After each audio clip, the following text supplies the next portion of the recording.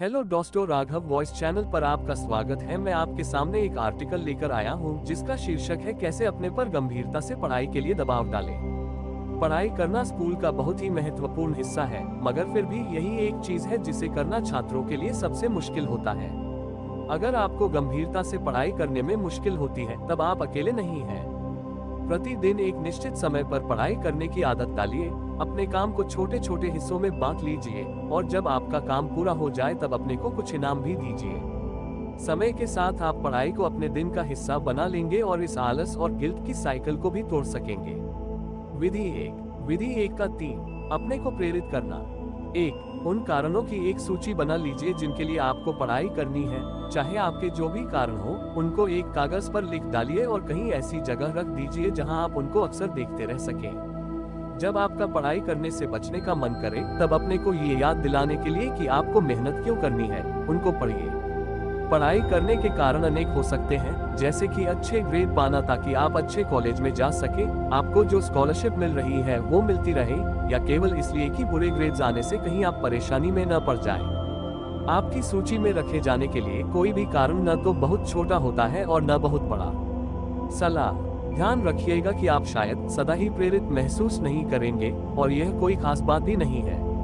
महत्वपूर्ण यह है कि जब आप प्रेरित नहीं भी महसूस कर रहे हो, तब भी सही रास्ते पर बने रहने के लिए अपने आप को डिसिप्लिन में रखें। 2, बोर करने वाली जानकारी को भी दिलचस्प बनाइए ताकि पढ़ना आसान हो सके।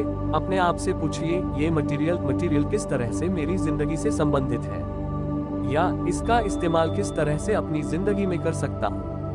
उदाहरण के लिए, अगर आप इंग्लिश की क्लास के लिए किसी किताब को पढ़ने से बोर हो गए हो, तब अपने आप को उसमें उलझाए रखने के लिए खुद से पूछिए कि आप किस तरह उस किताब के कैरेक्टर से संबंधित हो सकते हैं।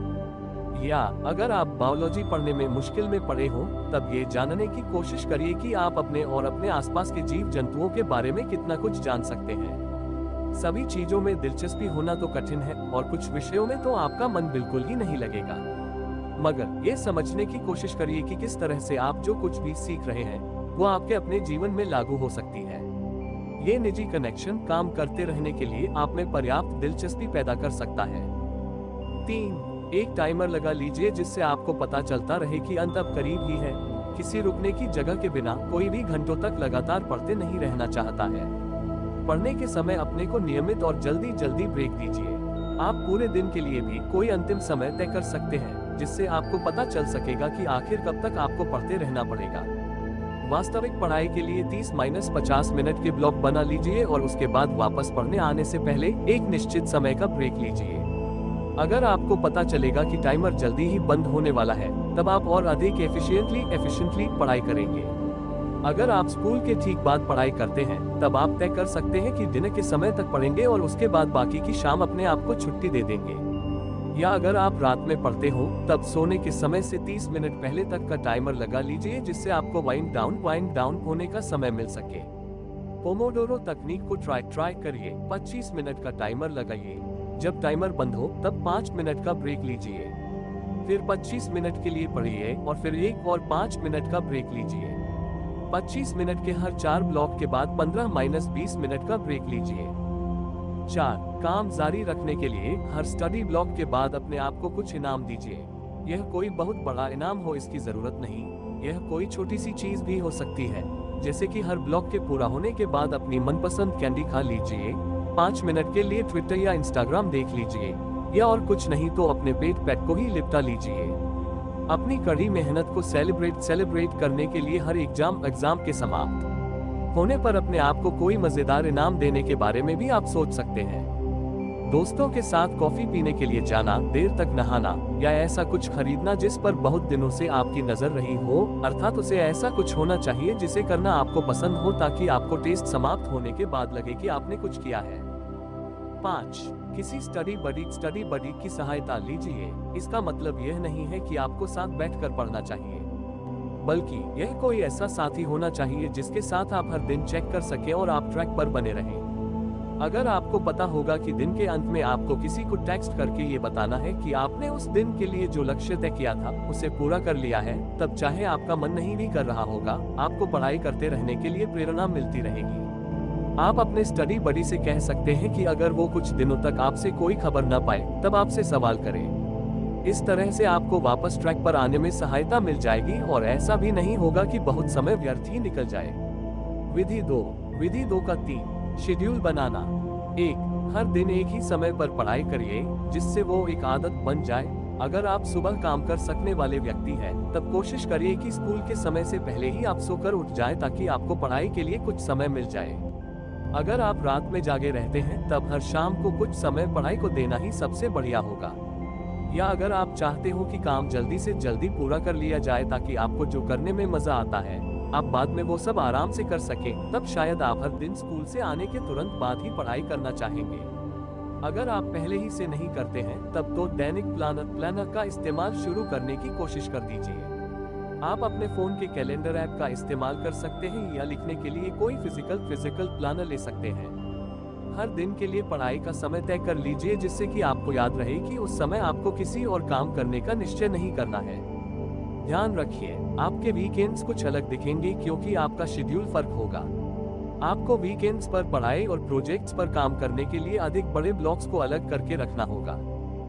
2 पढ़ाई के लिए एक शेड्यूल बनाइए ताकि आप समय से पहले ही पूरा पढ़ चुके। जैसे ही आपको टेस्ट का पता चले, उसे अपने कैलेंडर में लिख लीजिए। अगर आपके टीचर ने सेमेस्टर की शुरुआत में आपको कोई शेड्यूल दिया हो, तब कुछ समय निकालकर अपने प्लानर में सभी एग्जाम डेट्स को इनपुट कर लीजिए। उदाहरण के लिए, अगर आपको पता हो कि अगले शुक्रवार को स्पेनिश का टेस्ट है और उसके अगले बुधवार को अलजेब्रा का, तब आपको पता होगा कि आपको पहले स्पेनिश की पढ़ाई करनी है। अगर आप टेस्ट से कुछ हफ्ते पहले ही अपने लिए एक रिमाइंडर बना लेंगे, तब इससे और भी सहायता मिल सकती है। जैसे कि अगर 3 हफ्ते बाद इंग्लिश का कोई बड़ा टेस्ट आने वाला है और आपको लगता है कि उसके लिए पढ़ाई करने के लिए आपको 2 हफ्ते लगेंगे, तब समय से पहले ही पढ़ाई शुरू करने के लिए एक रिमाइंडर लगा लीजिए। 3 आपको जो भी मटेरियल चाहिए हो उसे छोटे छोटे सेक्शंस में तोड़ लीजिए। आपको जो करना है उसके आकार से आप डर न जाएं, इसलिए उस जानकारी को छोटे छोटे टुकड़ों में बांट लीजिए। हर हिस्से में क्या है इसको लिख डालिए ताकि जब आप पढ़ाई करने बैठे तब आपको पता हो कि आपको क्या करना है। जैसे कि अगर आपके केमिस्ट्री टेस्ट में 5 चैप्टर और वोकैबुलरी शब्द हो, तब आपके छोटे सेक्शंस का मतलब हो सकता है एक बार में एक चैप्टर पढ़ना और वोकैब कार्ड्स बनाना। पढ़ाई के हर ब्लॉक में एक चरण पूरा करने की कोशिश करिए। जब आप कर चुके, तब उसके सामने एक चेक का निशान लगा दीजिए ताकि आप अपनी प्रगति को ट्रैक कर सकें। इससे आपको और अधिक प्रेरणा मिलेगी और आप अपने पढ़ाई के सेशंस पर कंट्रोल भी रख सकेंगे।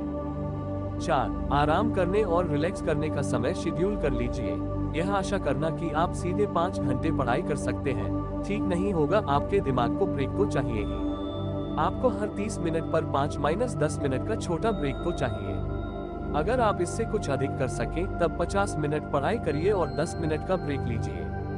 जब आप ब्रेक लें, तब खड़े हो जाए, थोड़ा बहुत चलिए फिरिए, खुली हवा में जाए, कुछ खा लीजिए या बस कुछ मिनटों के लिए अपनी आंखों को आराम दीजिए। इसी को बड़े स्केल पर देखें तो परीक्षा के सीजन में आपको अपने लिए कुछ आराम करने के दिन शेड्यूल करने चाहिए। अगर आपको पता हो कि आने वाले कुछ हफ्तों में आप जमकर पढ़ाई करने वाले हैं, तब एक दिन ऐसा अलग कर दीजिए जिसमें कि आप बिल्कुल भी पढ़ाई नहीं करेंगे। सच मानिए, इस दिन का इंतजार रहेगा। विधि 3 का 3 ध्यान बटाने वाली चीजों को हटाना। 1 पढ़ाई से पहले कुछ स्वास्थ्यवर्धक स्नैक खा लीजिए और पानी पी लीजिए ताकि आप फोकस कर सकें। जब आप पढ़ने बैठते हैं, तब भूख और प्यास आपका ध्यान बटाने में बड़ा हाथ रख सकती है। शक्कर वाली मीठी चीजें खाने से बचिए ताकि आप बाद में क्रैश न कर जाएं। अगर आप कैफीन पीने वाले हैं, तब अपने आप को 1-2 कप कॉफी या 1 सोडा तक ही सीमित रखिएगा ताकि आप बाद में जिटरी न हो जाएं। सब्जियां, फल, नट्स, चीज, पॉपकॉर्न, योगर्ट और हमस वे शानदार स्नैक होते हैं जिनमें से चुनाव किया जा सकता है। 2 पढ़ाई से पहले तेजी से टहलकर आप अपना कंसंट्रेशन बढ़ा सकते हैं।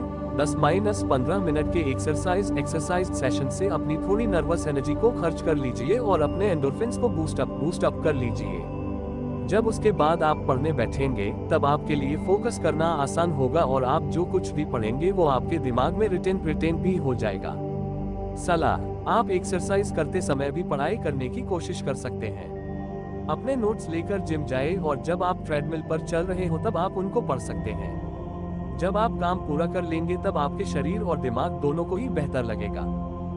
3 किसी ऐसी जगह चले जाइए जहां आसपास की चीजों से आपका ध्यान न बंटे। अगर आपको अपने बेडरूम की सफाई की चिंता रहेगी या आप जहां रहते हैं वहां बहुत शोर होता है, तब आपको पढ़ाई करने के लिए किसी नई जगह को ढूंढने की जरूरत है।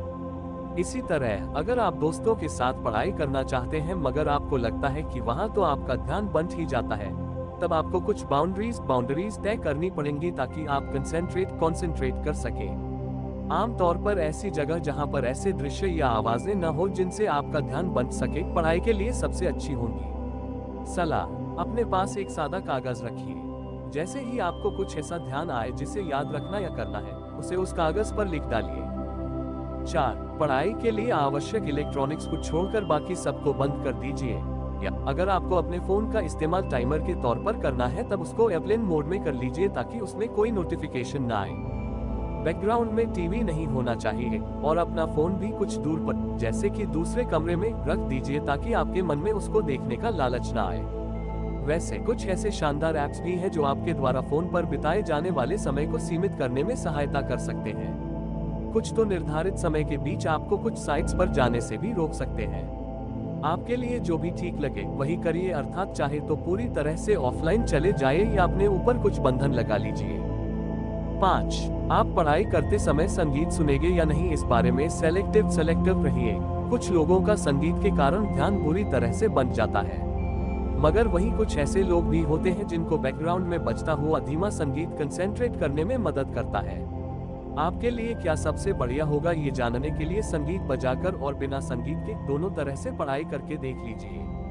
अगर आप किसी सार्वजनिक स्थान पर पढ़ रहे होंगे तब हेडफोन्स पर हल्का फुल्का संगीत बजाते रहने से आपके आसपास जो कुछ भी हो रहा है उससे ट्यून आउट करने में मदद मिल सकती है।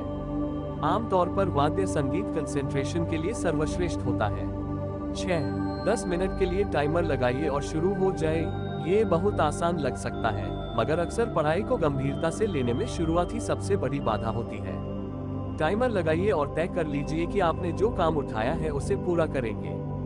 जब टाइमर बंद हो तब पहला ब्रेक लेने से पहले उसे फिर 15-20 मिनट के लिए लगा दीजिए। जब आप एक बार शुरू कर देंगे तब काम जारी रखना आसान होगा। अगर आप कुछ पिछड़ भी गए हो या आपको लगता है कि आपको पढ़ाई कुछ हफ्ते पहले ही शुरू कर देनी चाहिए थी, तब घबराए मत। अभी शुरू करना किसी भी हालत में कभी शुरू न करने से बेहतर ही होता है। सलाह, अपनी पढ़ाई को सफलतापूर्वक करने के लिए उस दिन के लेसन के नोट्स को प्रतिदिन पढ़िए। अपने दिमाग में जानकारी को जमा लेने में सहायता पाने के लिए आप नोट्स को फिर से लिख सकते हैं या फिर से टाइप कर सकते हैं। क्लास के समय को भी पढ़ाई के समय की तरह इस्तेमाल करिए। फोन का इस्तेमाल करने या इंटरनेट ब्राउज करने की जगह लेसन पर फोकस करिए और बढ़िया नोट्स बनाए। अगर आप जिस जानकारी को पहले से ही जानते होंगे उसी को फिर से पढ़ेंगे तब आपको बेहतर लगेगा। अपनी नींद के शेड्यूल की उपेक्षा मत करिए। रात में पूरी नींद लेने से आपको जानकारी रिटेन करने में सहायता मिलेगी और उन पढ़ाई के सेशन से निपटने के लिए आपको अधिक ऊर्जा मिलेगी। सबसे बढ़िया परिणाम तब मिलेंगे जब आप एक ही निश्चित समय पर सोने जाएंगे और सोकर उठेंगे।